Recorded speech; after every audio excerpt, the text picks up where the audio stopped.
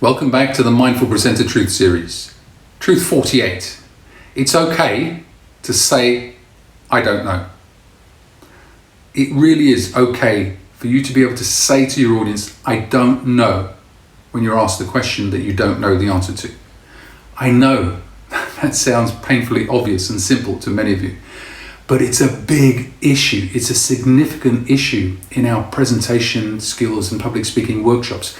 Professionals say to us time and time again, Maurice, sometimes I just don't know the answer to a question that's put to me, or I've momentarily forgot it.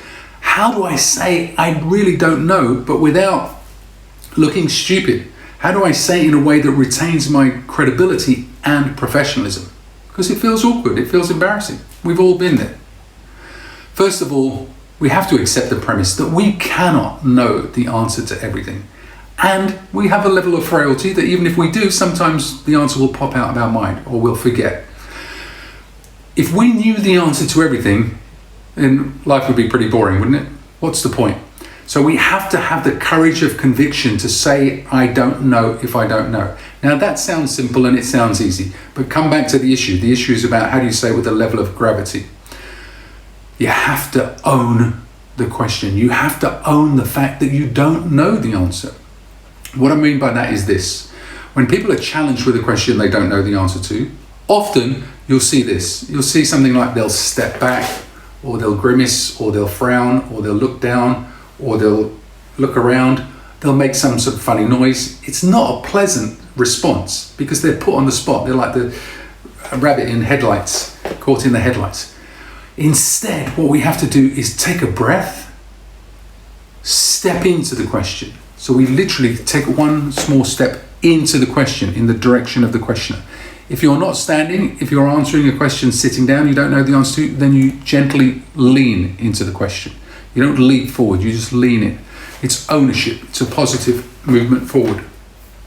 As you step in or as you lean in, you make direct eye contact with the person who's asked you that question. But not for long, just for a couple of seconds. Because then as you're stepping in, making eye contact and answering by saying you don't know, you make eye contact with other members of the audience in the room. So you're bringing everybody together. You're looking for support rather than just feeling this nervous energy put under the spot by one person. And you can choose the way you say it, but it is about owning it. It is about taking a breath, not being in a rush to answer. A lot of people don't actually listen to questions very well, I believe. They do something else. They wait to speak. And that just creates an unnecessary level of nervousness. So when you're faced with a question, listen to the question. If you really don't know the answer, then step in, as I say, make eye contact, share it with the room, and you can say something like, I really don't know the answer to that, but I will find out. I promise you I'll find out, and I'll come back to you this afternoon or tomorrow, whatever's appropriate, okay?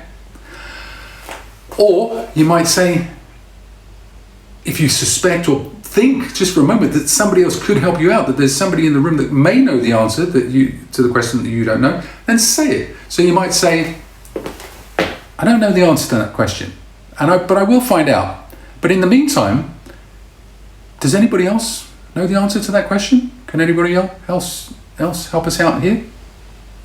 Or, if you have the courage to really own the question, and you have a thought, you don't know the answer, but you have a thought, then share the thought. So you might say, I don't know the answer to that question, but I will find out, and I promise you I'll come back to you. But in the meantime, here's a thought, and it's just a thought, so please don't take this as the answer. My thought is, and share the thought. If you have a thought, obviously if you don't have one, you can't do that, you'll look silly. There are so many things you could do. The challenge is to stand tall and proud, to own the question by taking a breath, stepping in, pausing for a moment, making eye contact. You can't know the answer to everything, can you?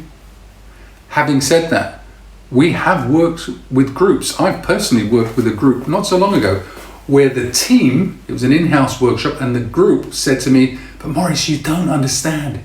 We can step in and make eye contact and do all that kind of stuff.